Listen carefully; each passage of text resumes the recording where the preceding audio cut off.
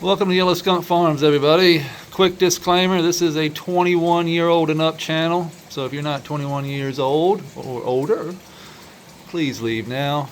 This is a hobby, nothing for sale, educational only.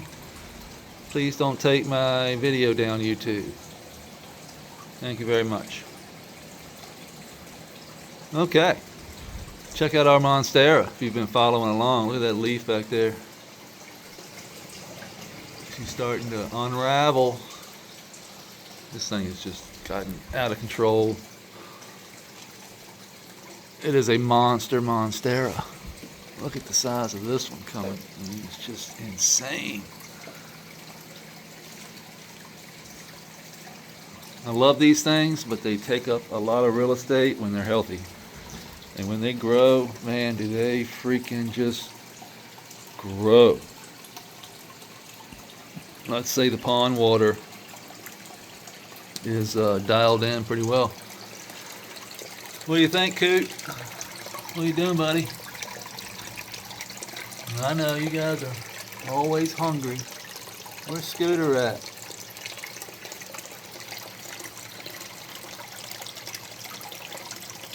Looks like we might have to add a little water today. We haven't added water in a couple of days. You can see how far it's gone down, about an inch and a half.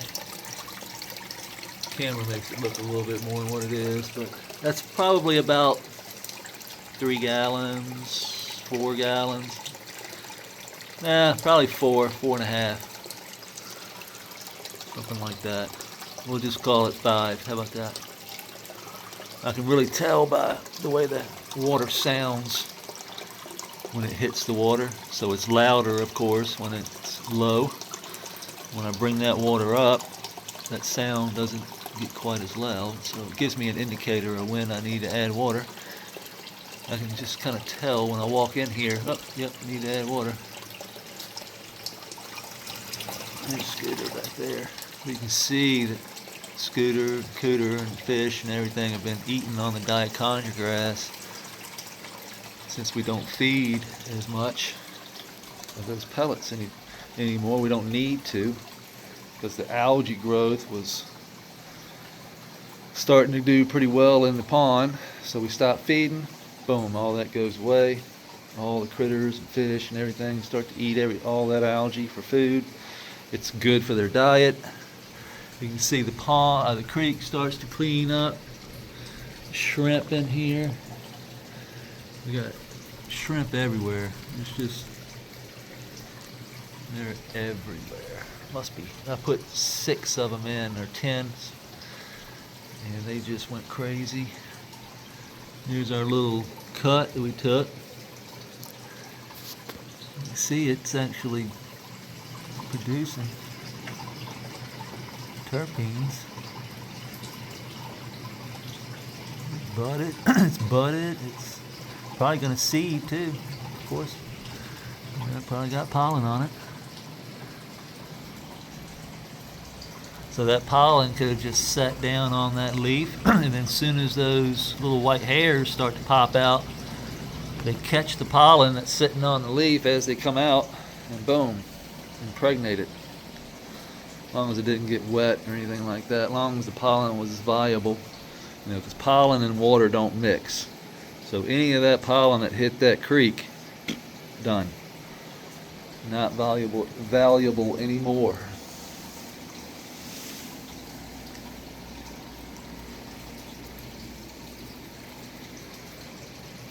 Let's see here, this is that pad we put in here. This is the new one we just took out. So we had this pad in there, and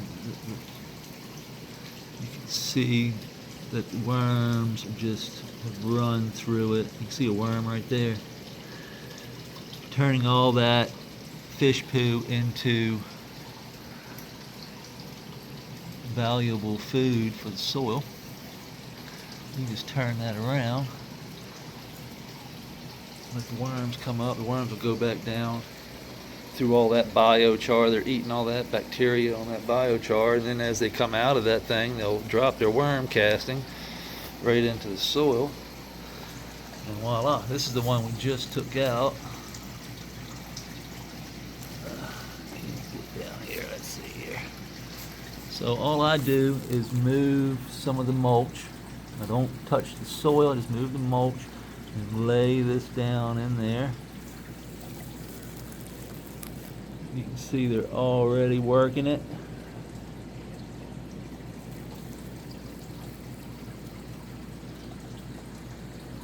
Just put that down there just a few minutes ago. Look at all those brown things are mites. Earwig. They are just gonna tear that poo all up and then redistribute it into the soil. And that's how we're getting the biology and who knows what else is being wicked up into through all that sand, silt, and clay. Well, now all that sand, silt, and clay is now worm castings. So they're all worm castings now.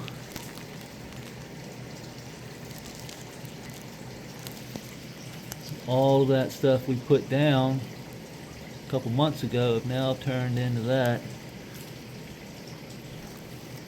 And the grass is just going crazy. It's going all the way. None of this was here just like 6 months ago. So and it's coming into the bed, which is exactly what we want it to do. We want all this grass to come all the way up to here, because that's going to pull that moisture all the way across the top. We're going to add sand, silt, and clay to the top layer here before we redo anything. Look at this. It's just moving. And then that, all you can see kind of where it drops off, where the sand, silt, and clay, where the layer was, then it stops right about here, and then it kind of droops down. I know it's hard to see. Kind of droops down right there.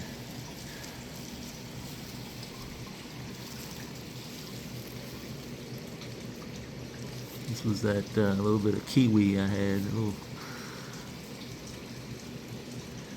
open it up a little bit. Sorry.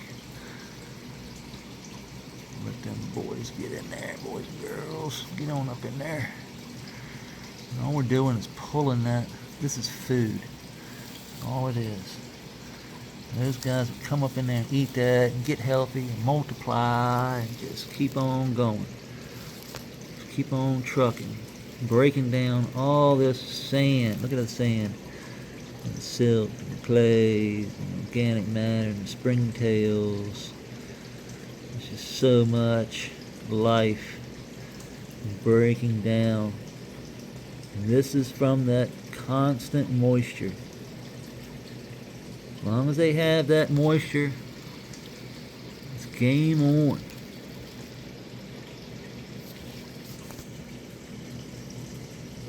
Game on.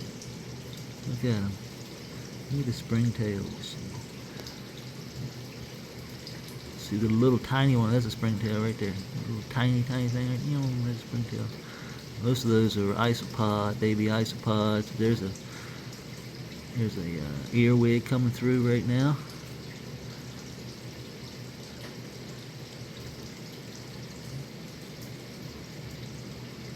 And the reason they're moving like this right now, because I just disturbed them. What is that? Look at a fucking scorpion. Look at that. It's got. You see that? It's got two arms like a crab. Look at that thing. It's got claws.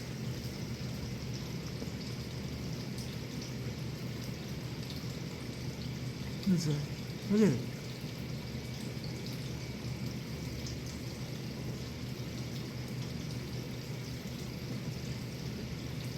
I've never seen anything like that.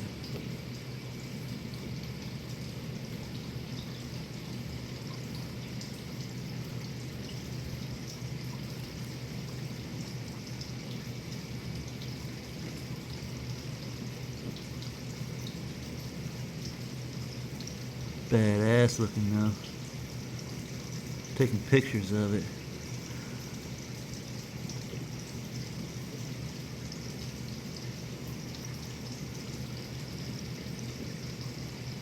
Dude, that was fucking nuts. That was bad. I love shit like that. I've never seen one of those. That's the first time I've seen anything like that. That was badass. That's a shredder. You see his freaking claws? It looked like a damn. It looked like a type of beetle with freaking scorpion claws. That was cool. Minute 9. Minute 9. I took some pictures so maybe I can identify it. Google. So see how this leaf has gotten so big, it's intruding on this now. Really, we could just take these 2 fingers right here and leave the rest. Just gonna pinch those 2 off and boom, look at that. We've still got all this, the solar panel, but we have relieved that pressure off of that site. So this is called finger taking. So I just take a couple fingers. Instead of taking the whole hand, they're those will scab right up, and the leaf will continue to photosynthesize with very little stress. We want a little stress. We don't want a lot of stress. We want the right kind of stress. Very important. Like strong winds and shit like this. So this leaf here can go. Look at the seeds coming on that bad boy. Pretty flower right there.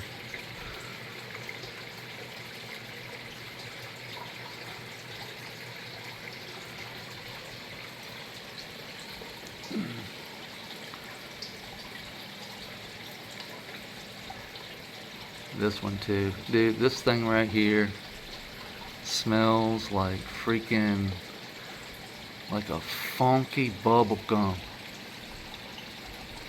I shit you not, it is a freaking bubble gum.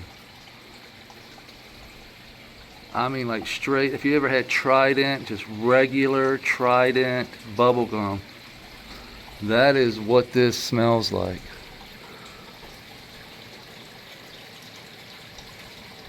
Oh.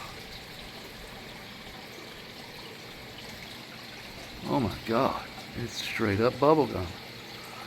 My buddy yesterday came and I was like, do you smell bubblegum? He's like, I smell a little bit of funk. But then towards the end he was like, oh yeah, I do smell the bubblegum. Like, that stem rub right there. And then this one that I picked off of this is like a funk slash, not bubble gum, piney, funky, little bit of maybe sweet, but not much, not much. That one's tough, it's sticky though. Damn, that wind's blowing outside. You hear that? God, I don't think you can, but it's like 25, 35 mile an hour winds. Last night I did not sleep very well. We don't have any hot water this morning. It was 13 degrees. I forgot to leave the hot water running a little bit, so my hot water heater line is froze. So I got a heater in the hot water heater room trying to thaw that out.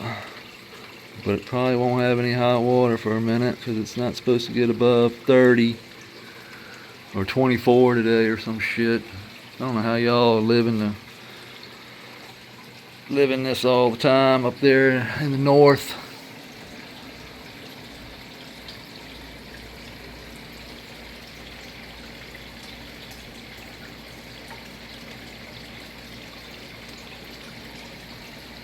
Pretty looking plant, huh?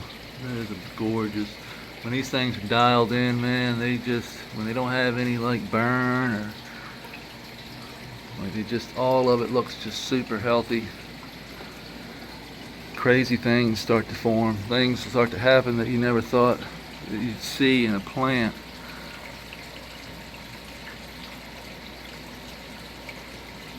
It is a shame I did seed these, but we had to make the executive decision just to go ahead and get it over with.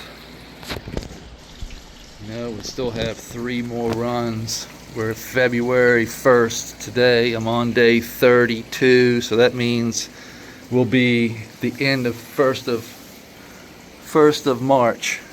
We'll be putting probably new babies in here. So it'll be the start of the 2nd run. So we can get 4 runs this year. So I just decided to go ahead and knock the seeds out now.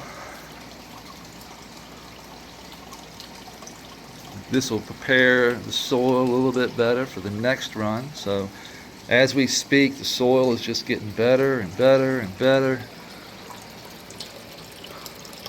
We know this because we actually sent our soil off and it's been looked at, and things are looking good down there. Things are looking very good down there, so we're not going to mess with anything. You can see that the leaves now can actually touch the grass. That's cool, because normally if the plant wasn't healthy or didn't have a high enough Brix level, those leaves would be getting eaten by the biology on that grass. But now the plant is strong enough and healthy enough, the soil is strong enough and healthy enough to where it's can't touch it. That biology doesn't want it. The same reason why it doesn't eat the grass, because it's too healthy. So that biology leaves the grass, goes down here, and probably eats the dead stuff down there that's dying. So it's going to eat all that dead grass that's dying off, getting rid of it, breaking it down, making room for the new grass. If the old grass never got broke down into anything, it'd build up and you'd have a big mess. Kind of like doo-doo in your stomach. You gotta have a hole. Gotta come out. Those roots. Gotta break down,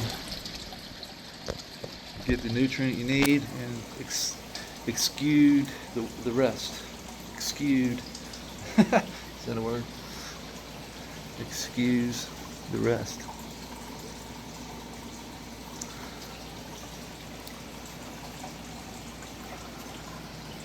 So, check out our turtle. We moved him around. I like to move this rock though, just to take a gander at all the worms that just lug. Remember that sand silt we put down in there? Where's that little white thing? Crazy stuff.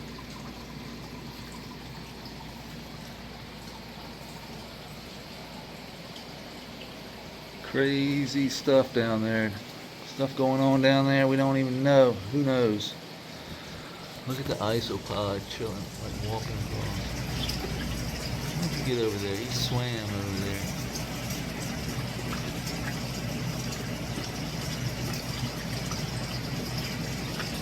Isopods are not afraid of the water, but if they stay too long, they drown. If they can get in, hang out for a little bit, get out, they're good. If they get in and stay too long, they're done. Have we shown you all this over here? I don't know if I did or not. We did cut out the table, took out the sink, cleaned up over here. All we got to do now is grab the white plastic. We'll cover this up, cover that up. And now we've got room. So I left a little shelf here for our wires and stuff. And now we've got plenty of space to really take a look at what we're going to do. And I'm thinking I don't need to come this far back. I'm thinking what I'm going to do is just run it through here and then just turn right here. Cut a little bit of that off. That way we can step up into here. So we'll cut a little bit of this off right around in here, and we'll bring it through here and connect it right there. See where that line starts, that concrete? So we'll bring it right up into here. We'll remove this down to here. We'll run that other rock wall right through here, connecting it to this, bridging it right through here. We'll be able to come back around the other side. On this bridge here, we'll be able to actually walk on if we want to just boop, boop, and then step down. We'll be able to lean over into here. We'll be able to come around here. So the rock wall will come right up through here. This is the pond. So you remember the rock is going to be, we can adjust the rock. The tape is just an outline. We'll have a rock there covering that hole, and then boom, boom, boom, boom, boom, boom, boom. And then we can adjust, but this will be the pond. Rocks will come up, the rock wall will come all the way up just like that. We'll build up.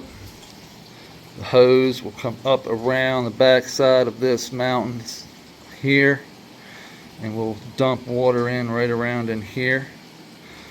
Starting here, boom, staging it down, boom, boom, running down. Maybe we could turn this in a little bit. Maybe we'll just, you know, just some little squiggles here, then turn back up into there. So it'll go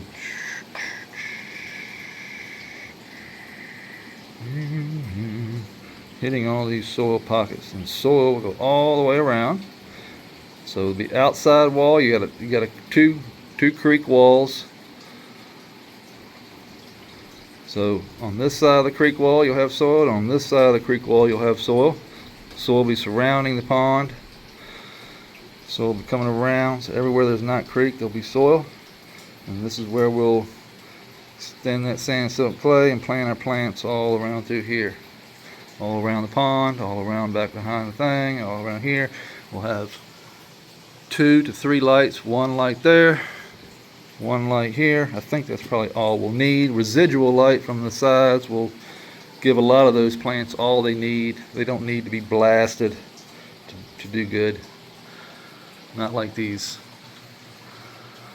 Not like these plants. These plants over here can be, they're like right around 1,000 ppfd right now, right here, 950 to 1,000. DLI is around 35, 34, so we're good on the DLI, and we're high on the ppfd. So the intensity is high, and the length of the day, of the time, the amount of time they're getting that light is dialed in. Very important. And don't forget to change your ppfd meter from 18 hours to 12 hours when you flip your light cycle. Very important.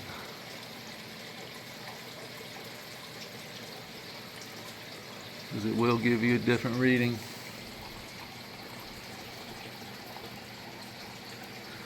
See them seeds just starting to form.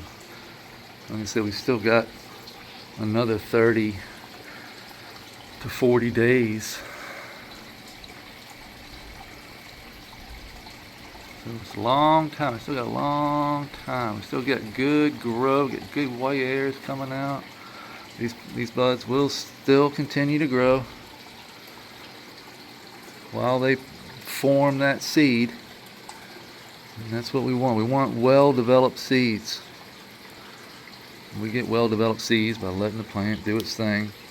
That's it. Just don't cut it too early. Don't cut it too late. There's a sweet spot there. From what I understand, this is my first time breeding. This is my first time doing it on purpose. I'll tell you that. These actually are cuts, or not cuts, a cross that I did 3 years ago from Nerds Genetics. Daddy Fat Sacks was the female, and then I took that and crossed it with, well, I didn't mean to cross it, but it got crossed with Blueberry Skank from Yellow Hammer Genetics. So it was the Daddy Fat Sacks is Blue Dream, the Blue Dream cut, the original Blue Dream cut, crossed with G13. And then the blueberry skank is blueberry OG crossed with skunk number 1. So we got skunk number 1, blueberry OG, and then we took that male and crossed it with the daddy fat sacks, which was the Blue Dream San Diego cut and the G13, the original G13. So at the time, I didn't know anything about anything. It happened on accident.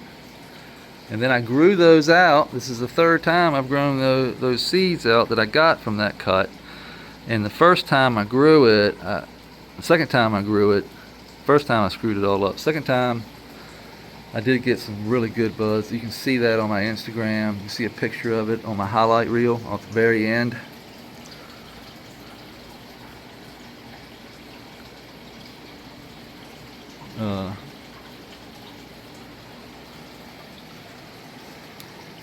Yeah, so it was went and had it tested, just one of the nugs off of one of the trees, and it was 28% THC. It was CBD, like 3.5% CBD. It was up there. It was nice. Didn't have a whole lot of flavor to that one, but the pungency of it was just off the chain. Now, if I could have got that pungency with a little bit of blueberry in it, oh man, that would have been money. So, here we are. And this system, so hopefully we can get some good healthy plants, get a good representation of what we did, and maybe these seeds will hold the F2s that we're looking for. So this is those were F1s. Now I'm crossing them again. I believe that's going to be an F2. I'm not a breeder, so maybe you can, I don't know. Is that F2 or is that a back cross? I don't know. I think that's an F2. When you take the same lineage and you do it again, male, female, and you do it again, that would be an F2. Then if you found 2 of those and you cross them again, that would be an F3, and so on and so on and so on. That's why it takes time to get to, like, you know, the F4s and F5s. I think that's how it works. Don't hold me to that, please. And if you know for sure, if you're like a breeder or something, you've done this, you know, please comment. I probably have heard that multiple times, but I'm dyslexic, so I can't remember that kind of stuff. I only remember like what I want to remember most of the time. Like I really have to put thought into what I want to remember. Usually I have to say it over and over and over and over again, kind of like a song. You know, that's how I remember things. If I relate it to a song, get it in my head, I get it stuck in my head, and it just gets repeated over and over and over again, and then it's just ingrained into my brain. That's kind of what I did with this.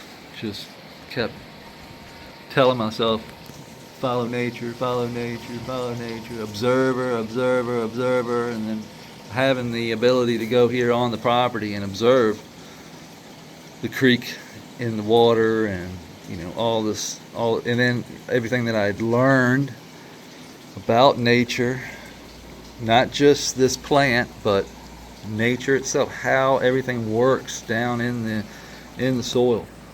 And once I figured that out, once I realized that the basics are all we really need. We don't need to dive into all the chemistry of it, you know. We need to know the basics. And the basics can take you all the way. And then if you want to learn all the stuff that comes along after the basics, be my guest. I mean, the sky's the limit. For me, the next step is a microscope. So now I know that you can actually see what's going on and predict how the plants are going to react simply by learning what's in the soil and being able to identify certain bad things and good things. So they can actually see the bad guys in the soil under a microscope and say, hey, you're getting ready to have trouble.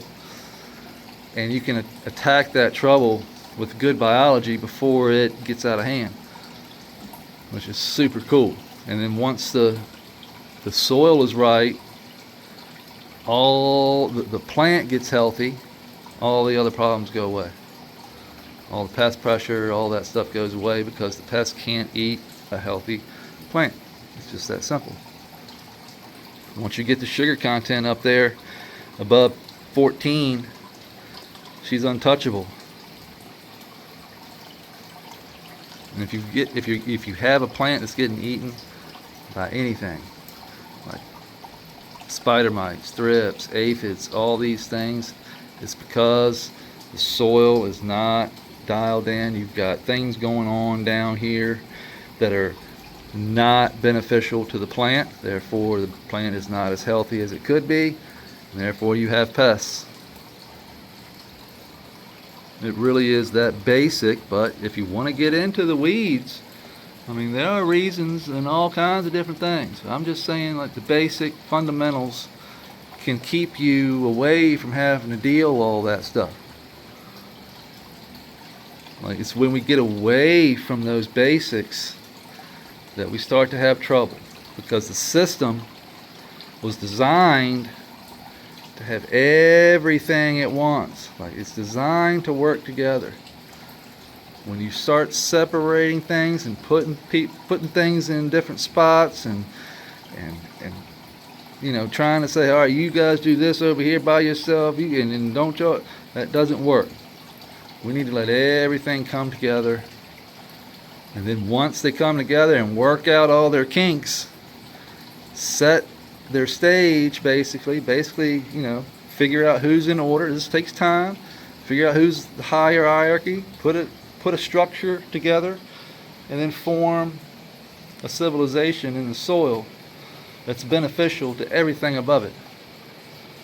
That's the way I see it.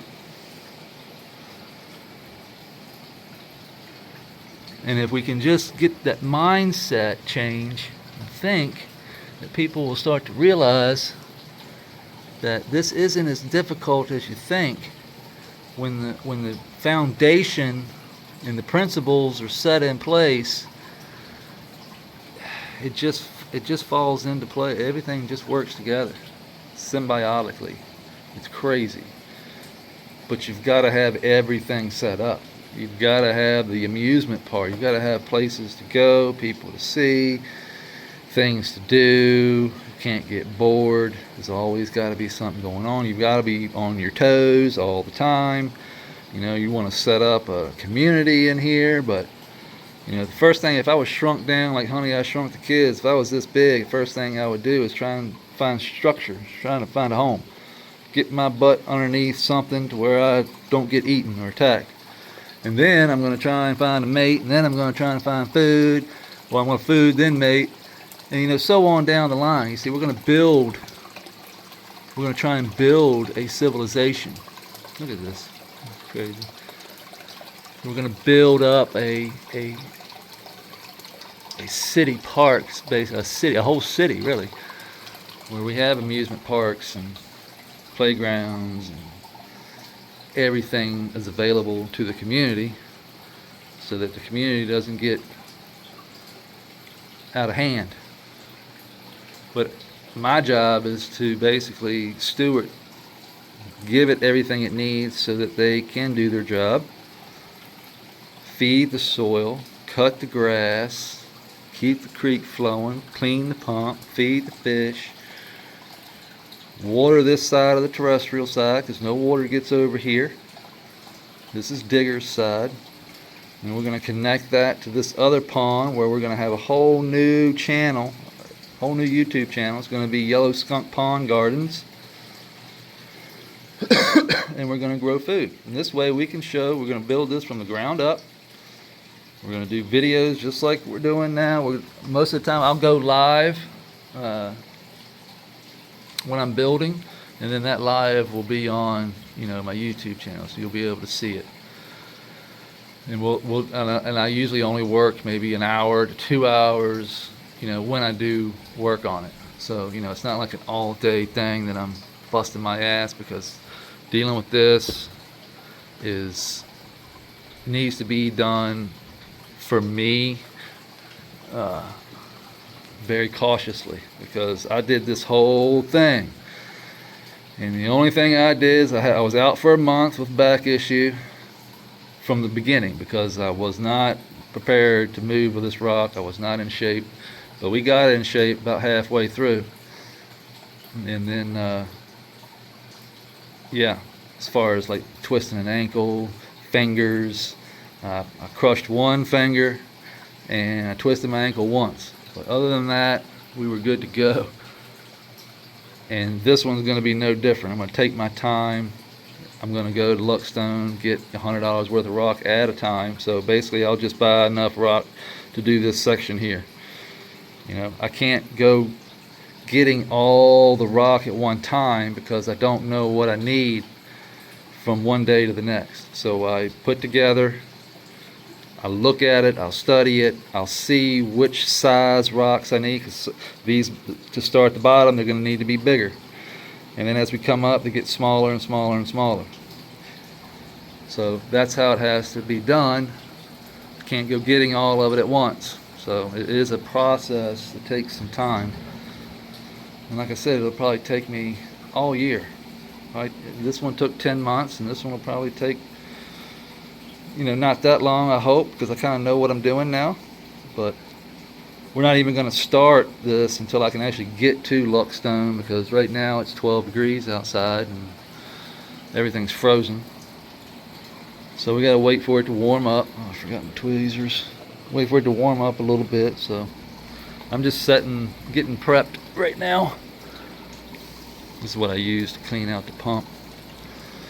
So I just shut the pump off and lean over the side, pull the pump up, unscrew it, stick that down into the blades and pull the trash out.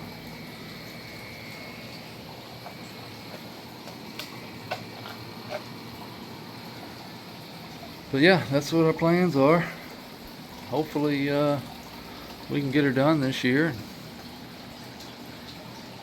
We'll have a whole new channel. Like I said, I'm going to set the channel up here shortly. For right now, I'm just going to put this portion. I still have, you know, I have the video of it, so I'll just put that video on the new channel, and we'll go from there. I appreciate everybody hanging out with me this morning. It's Sunday morning, February 1st, and we'll see you tomorrow, February 2nd. Peace.